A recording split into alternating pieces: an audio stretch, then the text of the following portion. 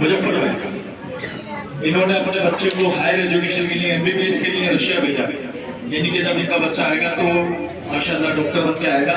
हम उसके हक में भी दुआ करेंगे कि वो अच्छा पढ़े, अच्छी डिग्री प्राप्त करें, सेवा करें। और इनसे हम सबको सीख भी लेनी चाहिए कि जिस तरह अल्लाह के रसूल ने फरमाया था कि अगर आपको शिक्षा प्राप्त करनी, इल्म लेना और चीन तक भी जाना तो जाना पड़ेगा, तो आपने रशिया को भेजने के लिए मुझे बताता है।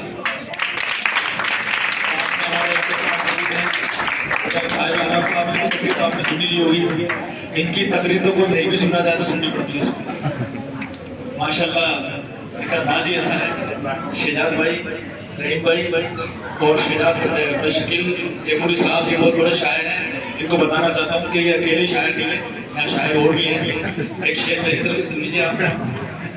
इन शोक हसीनों की अदा और है कुछ नहीं। तवज्जो फरमाइएगा कि इन शोक हसीनों की अदा और है कुछ, इन अदाओं में मजा और है कुछ। ये दिल है मगर दिल में बसा और है कुछ, दिल है आईना जलवा नुमा और है कुछ। इसलिए पढ़ा है कि हम जिनका बर्थडे सेलिब्रेट कर रहे हैं वो स्वतंत्रता सेनानी तो थे ही, लेकिन साथ में वो कवि, लेखक और पत्रकार भी थे। और ये शेर डॉक्टर अब्दुल कलाम का ही मैंने यहाँ पढ़ा है। ये मेरा शेर नहीं है, मेरी इसमें कोई काबिलियत नहीं है, डॉक्टर अब्दुल कलाम साहब का लिखा हुआ शेर है। देखिए डॉक्टर कलाम साहब स्वतंत्रता सेनानी थे और सबसे कम उम्र में भारतीय राष्ट्रीय कांग्रेस के अध्यक्ष बने थे। 1923 में भारतीय राष्ट्रीय कांग्रेस के अध्यक्ष बने थे। हम सब जानते हैं कि आजादी में टोटल कांग्रेस का ही रोल रहा और किसी का कोई रोल नहीं रहा। 1940 से 1945 के बीच में दोबारा 5 साल अध्यक्ष रहे।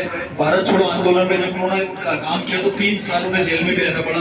गांधी जी के बिल्कुल समर्थक थे और उसी की वजह से जब देश आजाद हुआ 1952 में रामपुर से वो जीते, सांसद बने और भारत के पहले शिक्षा मंत्री बने। उन्हीं के जन्म दिवस पर भारत सरकार ने भारतीय शिक्षा दिवस घोषित किया, तो उनसे हमें भी प्रेरणा लेनी चाहिए। सबसे बड़ी बात जो मैं आपको बताना चाहता हूँ कि उन्होंने लिखा था कि हर भारतीय को बुनियादी शिक्षा प्राप्त करना उसका जन्मसिद्ध अधिकार है। अगर वो बुनियादी शिक्षा प्राप्त नहीं करता है तो भारत का नागरिक नहीं है। आप भी इस बात से सहमत हैं कि हर भारतीय को बुनियादी शिक्षा। और काली शाह साहब की तरफ से खैर मकदम करता हूँ, स्वागत करता हूँ। देखिए समय समय पे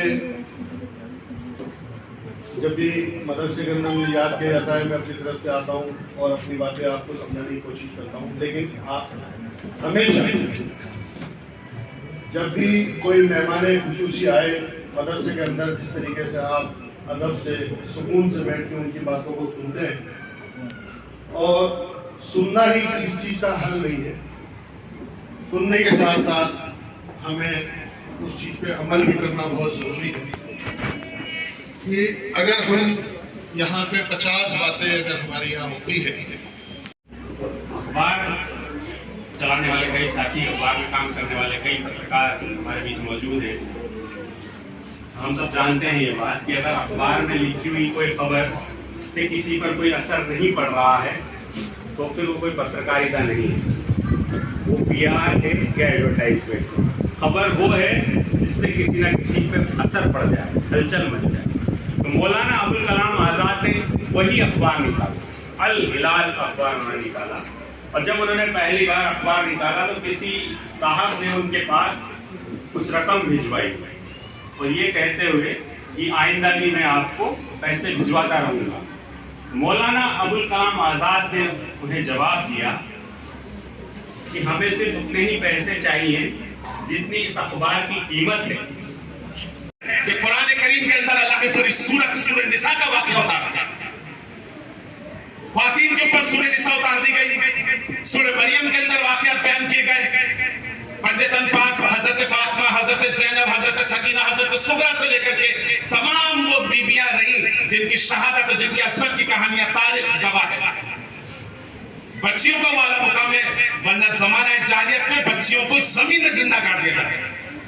लेकिन आप सल्लल्लाहु अलैहि वसल्लम ने बच्चियों को एजाज बख्शा, उनको अपनी प्रॉपर्टी, इल्म और अपनी जायदाद के अंदर बराबर का हिस्सेदार बनाया। इससे ज्यादा हक और इंसाफ और अदल क्या होगा। कोई कौम हमारा मुकाबला नहीं कर सकती। लिहाजा अगर हमें आगे चल करके सुरखुरू होना है तो कयामत तक बता रहना होगा। तो बच्चियों, ये जिम्मेदारी भी तुम्हें अपने ही कंधों पे उठानी होगी। और मैं फिर आज एजुकेशन डे के ऊपर आप सब बच्चियों की हौसला अफजाई करते हुए आप सबको मुबारकबाद देता हूँ। मोहम्मद कारी साहब जो इसके डायरेक्टर हैं, यहाँ का जो एडमिनिस्ट्रेशन है, उनको मुबारकबाद देता हूँ कि इतना खूबसूरत आपने ये जो जलसा मुनक्किद किया है, वाकई ये काबिल कद्र और काबिल फख्र बात है। और मैं इसी के साथ अपनी बात मुकम्मल करता हूँ। काला रब्बुल मशरिकी वल मगरिबी वमा बैनहुमा इन कुंतुम ताक़िलून। मशरिक और मगरिब के बीच की जो कौम है वो यकीनन पुख्ता और यकीनन अमल वाली कौम है। हम और आप उसका हिस्सा है, हमें फख्र होना चाहिए। वाखिर दवाना अल्हम्दुलिल्लाहि रब्बिल आलमीन। अस्सलामु अलैकुम।